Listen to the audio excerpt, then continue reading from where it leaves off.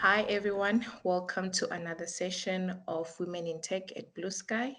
Thank you guys for watching and listening. So, today we are joined by my beautiful friend, colleague, Jody. Welcome and thank you for making some time to meet with me and have a chat with me. Tell me about yourself. Who is Jody? How did Jody end up in the tech world? And what have Jody been up to lately? Hi, Natsai. Thank you for inviting me. So just a little background on myself. I'm from Kimberley. I went to Northern Cape High School. Thereafter, I studied in Bloemfontein at UFS.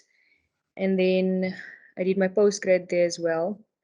And how I got into IT, I've always just taken a liking actually to the whole IT industry. I like the fact that it will never really um, become obsolete because it's constantly changing and all of that. I did a few IT subjects in my varsity and schooling years, and like I said, I just always took a liking to it. Oh, that's nice. So, what did you study at university? I did marketing. Yeah. So, during your marketing degree and your postgrad, you did a bit of computer modules. Not as part of my main degree. No, it was more just like on the side. Okay. Yeah, So, just like more of a hobby. that's very interesting. Hey, because I was about to ask, oh, that's really nice of UFS to introduce No, no, some. not like that. Yeah. That's good. So, you took an interest in the tech world and you decided to venture yourself and try to see what the tech world is all about, and you realized you loved it. So, is that why after university you decided not to go into marketing, but you decided to choose the tech industry? Yeah, so when I applied at Blue Sky for this PA position, I kind of liked how it was a bit of both, a bit of the marketing aspect as well as the IT aspect. It was sort of in the middle, so I got to do a bit of both. Yeah. That's interesting. And so far, how has been your journey in the tech world and as well at Blue Sky? It's been good actually. I've learned a lot in this past, you can say it's almost 2 years now. I've learned a lot from the people around me. Yeah. I've been enjoying it so far. Oh, that's good. So, from your personal experience, do you think being a woman in tech is changing the idea of how society view women? Yes, definitely. It definitely Wow, is. why would you say that? Um, I feel like it's just the whole I don't even know how to put it actually. So the way society view women in business, we're not really taken seriously a lot of the time. And having people, like yourself that's so good at what you do, it really Thank you. it's a good example for the rest of us. Yeah, and I can definitely say as a colored woman in IT, it's very difficult to be taken seriously. Just to add on what you're saying, yeah, it is really tough on women, and like how the society view women. You know how women we're supposed to be mothers, we're supposed to be bringing out that warmth at home, and like we are like staying in our box. We are not allowed to think outside the box and be outside the box, because some people they think that when we are outside the box, then it's like we don't know our role as a woman. We're trying to compete with men. You're trying to put your position out there, but it's not the case, because now women, we can do more than what people expect us to do.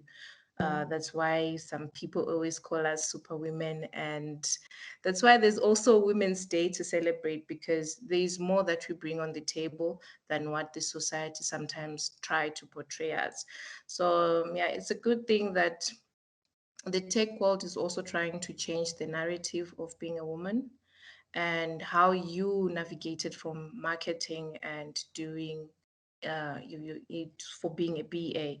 Because, like, if I ask you a question right now, what was your mom's perspective or your family perspective when you say you are moving away from marketing and you're moving into technology? How was that? How were their response when you told them about that? Like, you venturing into something different from what you studied at university. Yeah, so luckily I have my parents are they've always been very supportive of what I do. So they were all for it as long as I was happy with what I was doing. They supported me. Oh, that's good. Yeah. That's good. And also with my father, he's also very into IT and the whole technology thing. So he was very happy about that.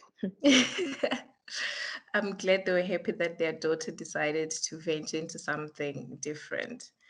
So do you think that there's enough support structure for women in tech?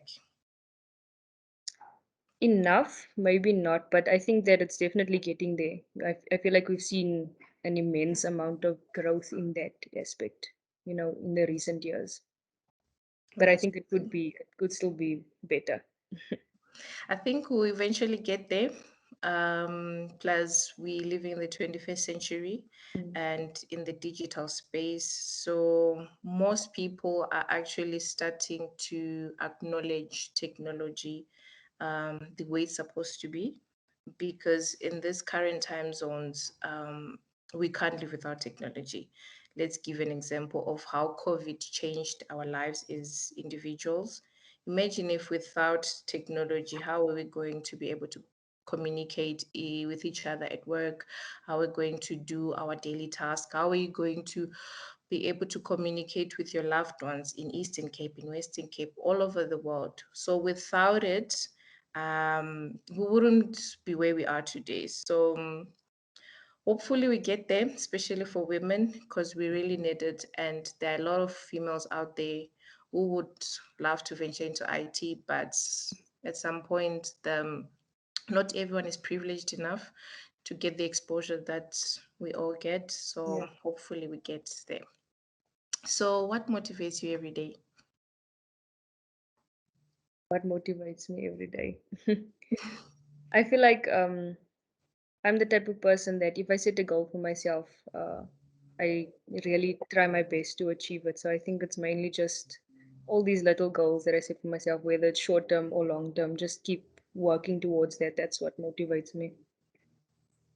That's good. Yeah. And what advice would you give to a young girl who's trying to figure themselves out? In terms of going into IT or Anything. just in general. It doesn't, it's in general. I would say I saw this quote once and it really resonated with me. It said something along the lines of a woman should be two things, and that's who and what she wants. So I would just say, just go for what you want and don't listen to anyone's idea of what a woman should be. That's a good saying. Mhm. I'll definitely Google it because yeah, that's a beautiful saying. Yeah, we definitely need to be who we are meant to be and to also push for what we want.